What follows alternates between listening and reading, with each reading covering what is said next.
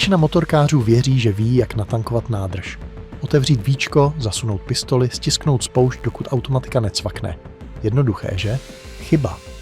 Jen za loňský rok stály problémy spojené s palivem majitele motocyklů více než $870 milionů v opravách, zadřených motorech a zničených palivových systémech.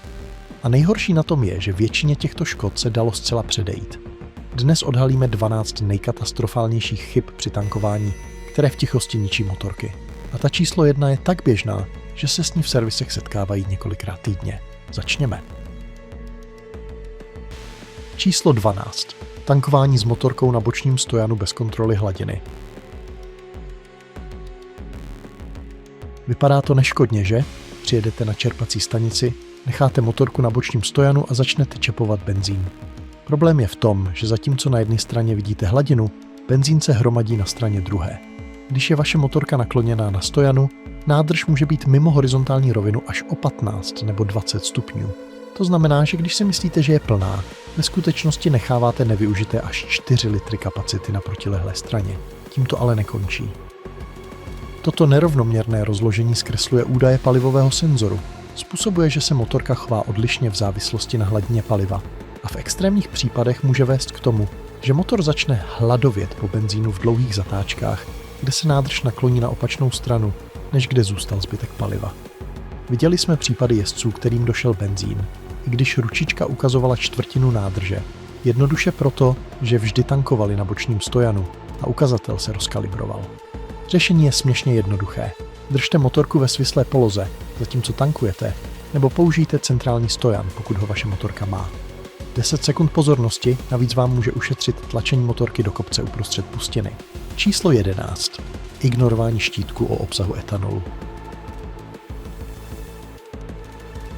Přijedete k jakékoliv pumpě a vidíte stojany označené oktanovým číslem. Co však mnozí nesledují, je tam malá nálepka, která říká, může obsahovat až 10% etanolu. Nebo ještě hůře, matoucí označení Unleaded 88, což je ve skutečnosti maskovaná směs E15. Tohle palivový průmysl nehlásí. Etanol je rozpouštědlo, které napadá gumové hadičky, rozpouští určité typy těsnění a pohlcuje vodu z atmosféry jako houba.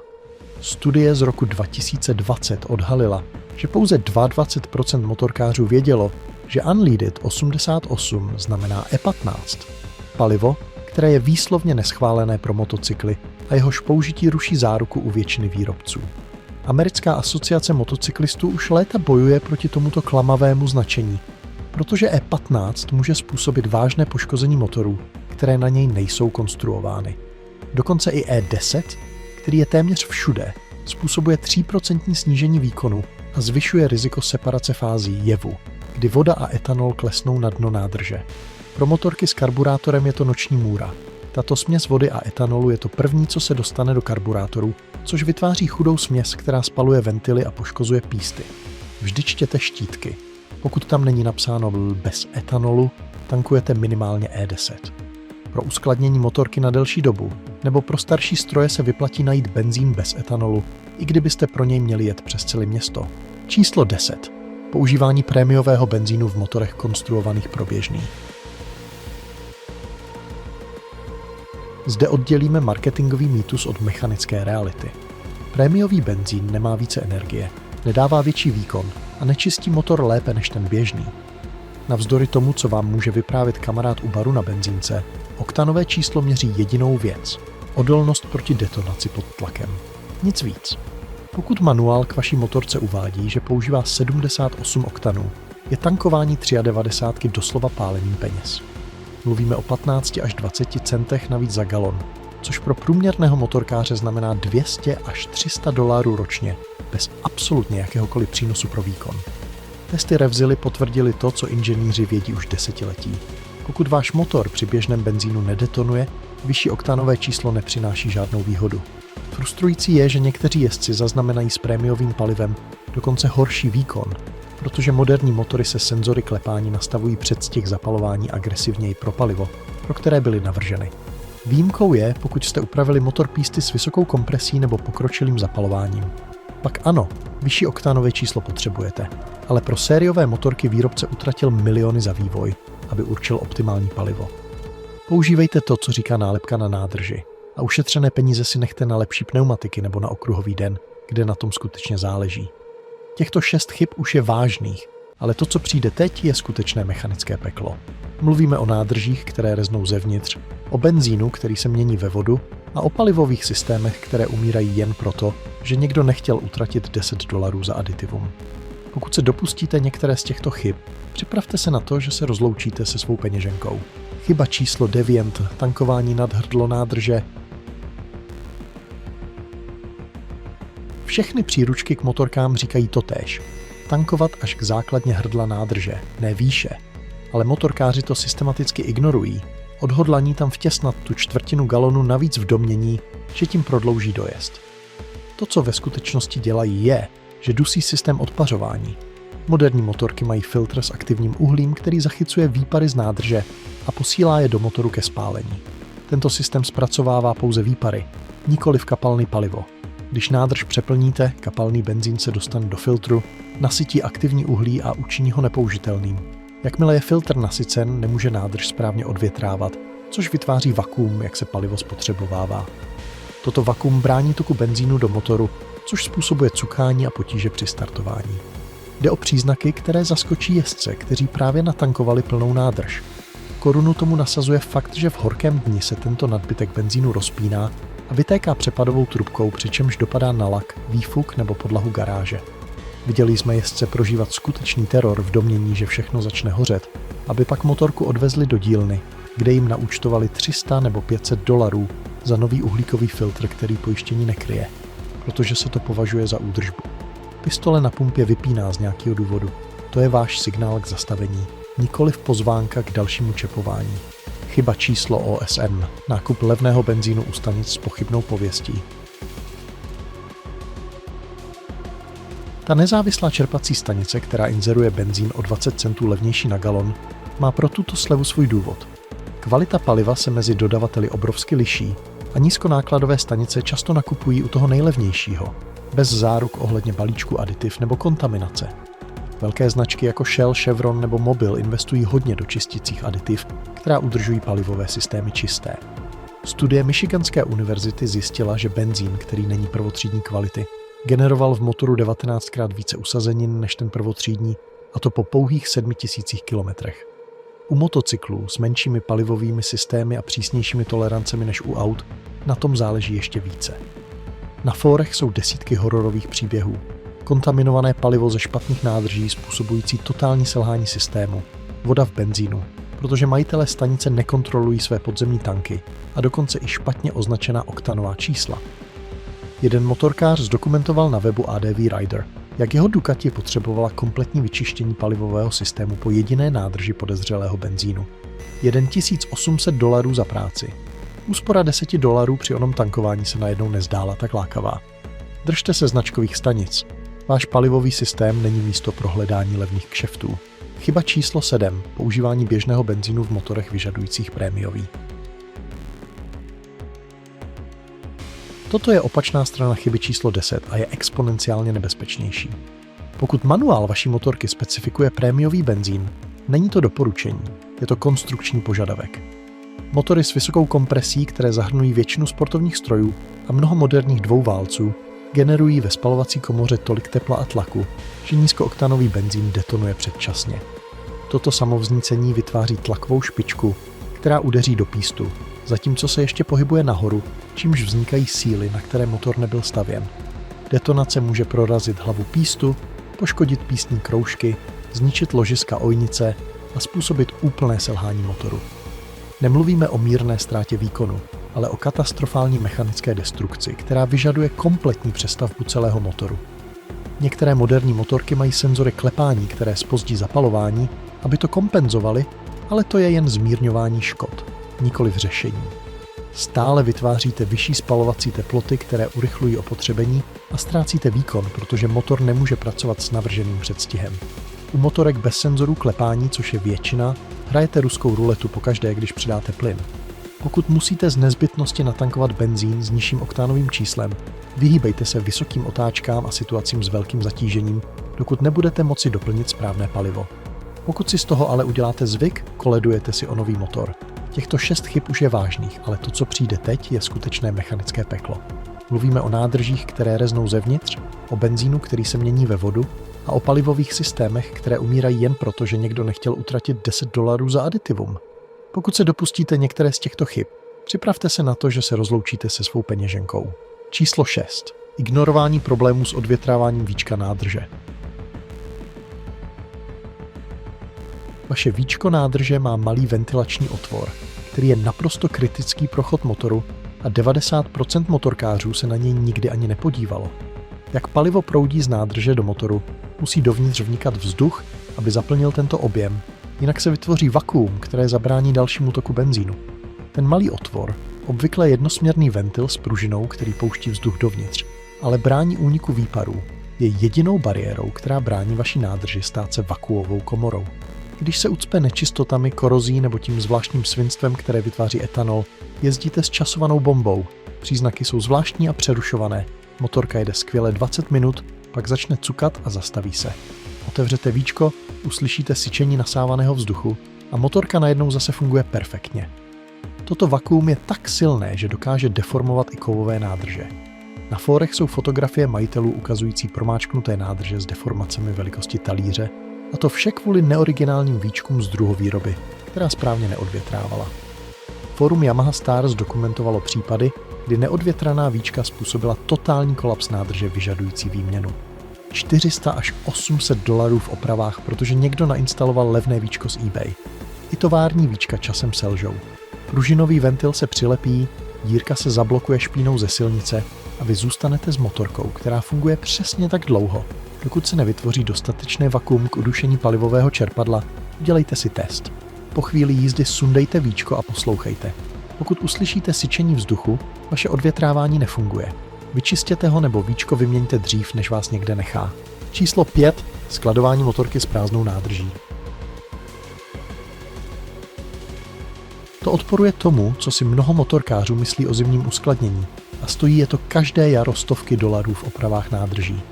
Logika se zdá rozumná. Vypusťte všechen benzín, aby nezvětral. Problém je v tom, že prázdná nádrž vytváří ideální prostředí pro kondenzaci. Když teplota kolísá, a to se děje i v garáži, vzduch uvnitř nádrže se rozpíná a smršťuje, čímž nasává vlhký vzduch z atmosféry. Tato vlhkost kondenzuje na studených kovových stěnách nádrže a vy jste právě vytvořili továrnu na rez. Ocelové nádrže jsou obzvláště zranitelné, ale i ty hliníkové trpí korozí, která vytváří částice, jež nakonec skončí v palivovém systému.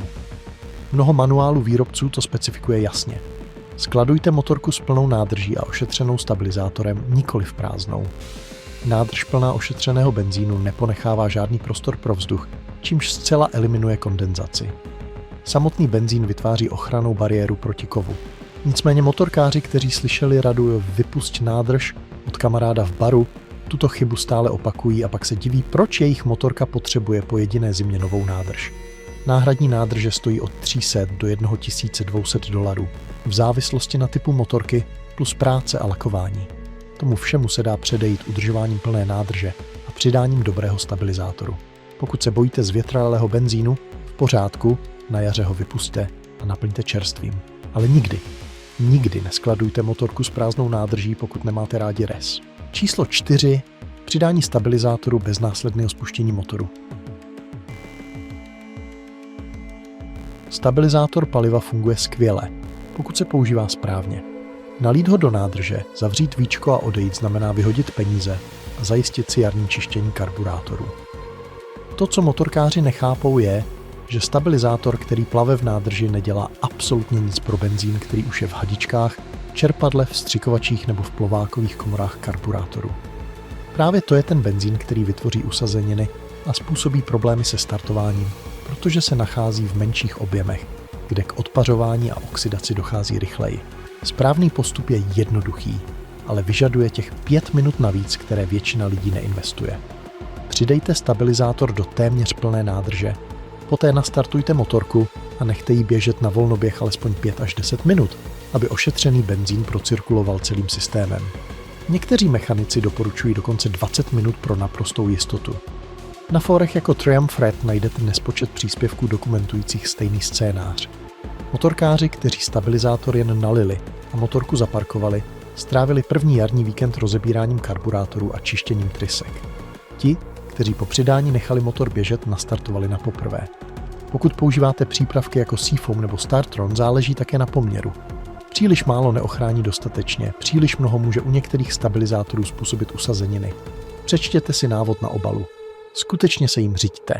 Vaše jarní já vám za těch 10 minut volnoběhu navíc poděkuje. Číslo 3. Nepochopení fázové separace etanolu. Zde se odhaluje temná strana etanolu v té nejkatastrofálnější podobě. A pokud používáte benzín E10 a motorka déle stojí, děje se to ve vaší nádrži právě teď. Etanol je hygroskopický, což znamená, že agresivně pohlcuje vodu z jakéhokoliv zdroje. Vlhkost ze vzduchu, kondenzace v nádrži, samotná vlhkost v palivu.